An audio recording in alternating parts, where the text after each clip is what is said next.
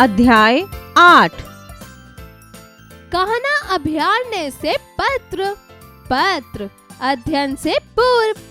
कक्षा में उपरोक्त चित्र को दिखाकर शिक्षक शिक्षिका बच्चों से अभ्यारण्य के संबंध में विभिन्न प्रकार के प्रश्नों को पूछें और उनका ज्ञानवर्धन करें।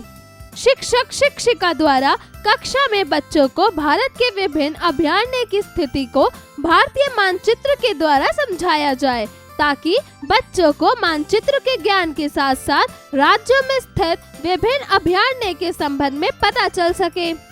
निबंध का मूल तत्व।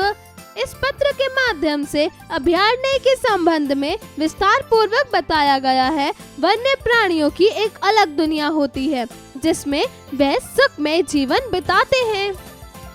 25 जवाहर मार्ग, मंडला, दिनांक 28 जून 2022। प्रिय सुलक्षणा, शुभाशीष, हम आज ही कान्हा अभयारण्य देखकर लौटे हैं। वहाँ के मनोरम दृश्य अभी तक मेरी आंखों के सामने घूम रहे हैं।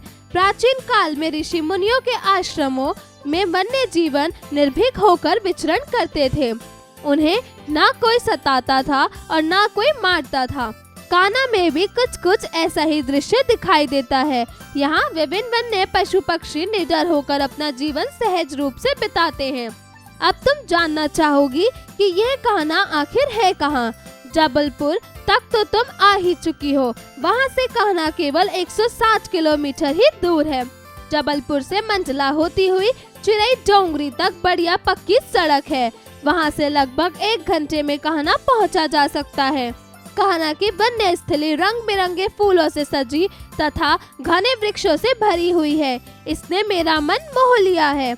यहाँ सागवान, साल, तेंदू, केर, पलाश आदि के अनगिनत पेड़ हैं। यहाँ पूरा साल हरियाली बनी रहती है। यह पूरी वन्य स्थली 950 वर्ग किलोमीटर में फैली हुई है। इसे कांटेदार तारों से घेरा गया है। यहाँ ठहरने का बहुत अच्छा प्रबंध है। प्रवेश द्वार ही एक डाक बंगला है। कान्हा में प्रवेश के लिए हमने मंडला के वन विभाग के पास बनवा लिए थे। यहाँ वन्य जीवन की शोभा देखते बनती है। कहीं हवा की गति से भागने वाले चंचल हिरणों का झुंड दिखाई दे जाता है, तो कहीं कहीं 12 सिंघे दिखाई देते हैं। छोटे छोटे सिंगों वाली नीलगाय देखकर मन प्रसन्न हो गया। तालाब की और रीछ भी दिखाई दिए। पहाड़ी इलाके की ओर बढ़ने पर सांभर मिल गए। विशाल शरीर वाले मोटे तगड़े भैंसे भी यहाँ दिखे। बगीचे में चीतल भी देखने को मिले। झुंडे में ये वृक्षों के नीचे आराम करते मिल जाते हैं।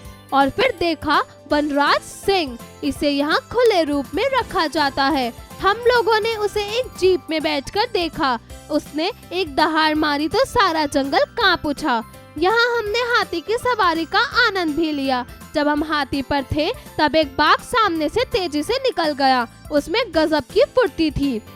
यहाँ के पक्षियों की गिनती करना असंभव है। अपने पंख फैलाकर नाचता मोर देखकर मेरा मन भी नाच उठा। हमने बताया गया कि शीतकाल में इन पक्षियों की संख्या बहुत बढ़ जाती है और इन दिनों दूर दूर से पक्षी यहाँ आते हैं। यहाँ का मौसम बहुत सुहावना रहता है। यहाँ की व्यवस्था भी बहुत अच्छी है। अगले वर्ष तुम भी कान्हा देखने जरूर जाना। तुम्हारा बड़ा भैया अमृतांशु।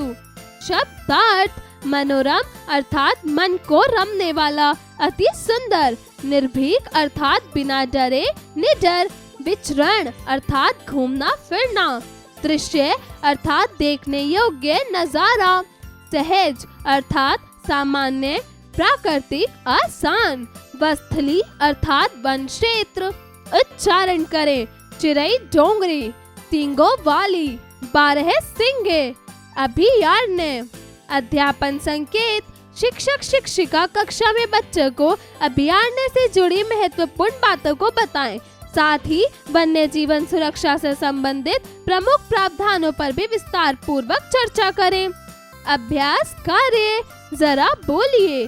प्रश्न 1, दिए गए प्रश्नों के उत्तर बताइए। कान्हा अभयारण्य कहाँ स्थित है? उत्तर, कान्हा जबलपुर के चिरई डोंगरी में स्थित है।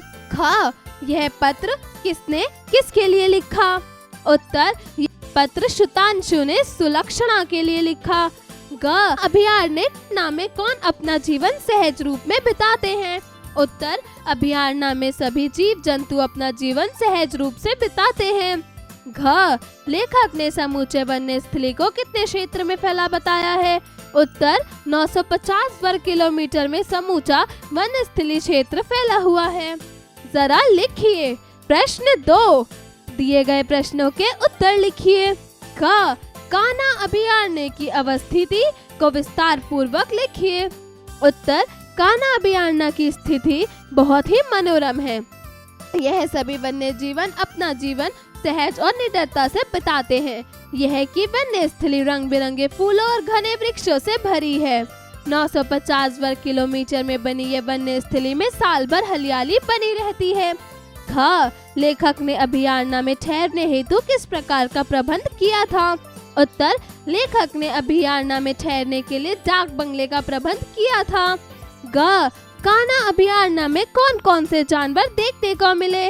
उत्तर, अभयारण्य में हिरणों के झुंड, नीलगाय, बारहसिंघा, सांभर, जंगली भैंसे, चीतल, हाथी, बाघ और कई तरह के पक्षी देखने को मिले। घ कान्हा वन्य स्थली में सजे पेड़ पौधों के नाम लिखिए। उत्तर, कान्हा वन्य स्थली में सागवान, साल, तेंदू, केर, पलाश आदि के अनगिनत पेड़ देखने को मिले। प्रश्न 3, सही कथन पर सही और गलत कथन पर गलत का चिन्ह लगाइए। क प्राचीन काल में ऋषि मुनियों के आश्रम में वन्य जीव निर्भीक होकर विचरण करते हैं। उत्तर, सही।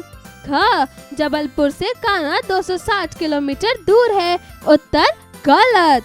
ग कान्हा अभयारण्य को कांटेदार तारों से घेरा गया है। उत्तर, सही। ग अगले वर्ष तुम जबलपुर जरूर आना। उत्तर, सही। ड़ यहाँ वन्य जीवों की शोभा देखते ही बनती है। उत्तर, सही। जरा सोचिए। प्रश्न 4, वन्य जीव अभयारण्य और राष्ट्रीय उद्यान में क्या अंतर है? सोच समझकर अपने शब्दों में लिखिए। जरा भाषा पर गौर कीजिए। प्रश्न 5, नीचे दिए गए शब्दों से वाक्य निर्माण कीजिए।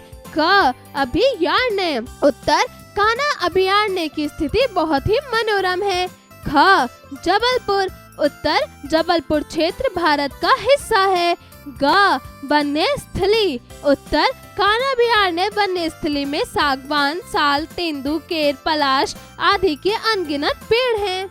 घ मनोरम। उत्तर, कान्हा अभयारण्य की स्थिति बहुत ही मनोरम है। ड़ चीतल। उत्तर, भारत में चीतल जीव की संख्या बहुत कम होती जा रही है। प्रश्न 6, नीचे दिए गए वाक्यों में विराम चिन्हों का प्रयोग कर पुनः लिखिए। क रोको मत, जाने दो। उत्तर, रोको मत, जाने दो। ख विज्ञान वरदान या अभिशाप। उत्तर, विज्ञान वरदान या अभिशाप। ग वाह कितना सुंदर वृक्ष है। वाह कितना सुंदर वृक्ष है। घ राम, लक्ष्मण, भरत और शत्रुघ्न भाई थे। उत्तर, राम, लक्ष्मण, भरत और शत्रुघ्न भाई थे। प्रश्न 7, नीचे दिए गए वाक्यों में से अशुद्ध शब्दों पर गोला लगाइए। क दीपोत्सव का आयोजना एक सुखद बात है। उत्तर, आयोजना। ख पिताजी भ्रमर पर हरिद्वार गए हैं। उत्तर, भ्रमर। ग यदि परिश्रम करोगे तो उत्तीर्ण हो जाओगे। घ यदि परिश्रम करोगे तो उत्तीर्ण हो जाओगे। प्रश्न 8, नीचे दिए गए शब्दों में छिपे उपसर्ग को अलग कर लिखिए। क आक्रमण। उत्तर, आ।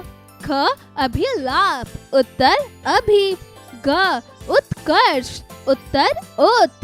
घ व्याकरण। उत्तर, व्यय। ड़ अधमरा। उत्तर, अध। च लापरवाह। उत्तर, ला। प्रश्न 9, नीचे दिए गए वाक्यों में प्रयुक्त समुच्चय बोधक शब्दों पर गोला लगाइए।